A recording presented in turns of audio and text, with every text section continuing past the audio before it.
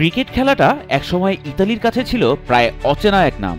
আজ সেই দেশই বিশ্বমঞ্চে লিখতে চলেছে নতুন এক ইতিহাস, এক নতুন অধ্যায়ের সূচনা।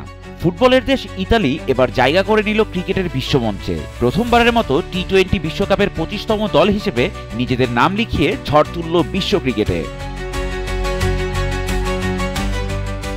ইউরোপ কোয়ালিফায়ারের রোমাঞ্চকর লড়াইয়ে স্কটল্যান্ডের মতো শক্তিশালী দলকে 12 রানে হারিয়ে নেট রান রেটের জটিল সমীকরণ পেরিয়ে ইতালি ছিনিয়ে নিল সেই স্বপ্নের টিকিট। আর এই জয়ের নায়ক সাবেক অস্ট্রেলিয়ান টেস্ট ক্রিকেটার জো বার্নস।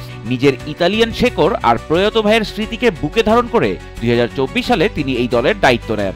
রোমানিয়ার বিপক্ষে সাব রিজিওনাল ম্যাচে জো বার্নসের 108 রানের বিধ্বংসী এক ইনিংসের সুবাদে 160 রানের বিশাল জয় ছিল ইতালীয় ক্রিকেটের নতুন দিনের সূচনা।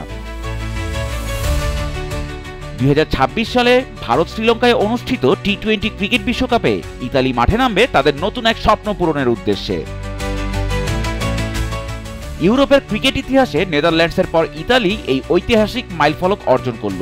এক ঝাঁক তরুণ ক্রিকেটারের দল বিশ্বকে দেখালো ইতালি কেবল শুধু পাস্তা আর পিৎজার দেশ নয়, এবার ক্রিকেটেও কথা বলবে ইতালি। এখন কেবল সময়ই বলে দেবে।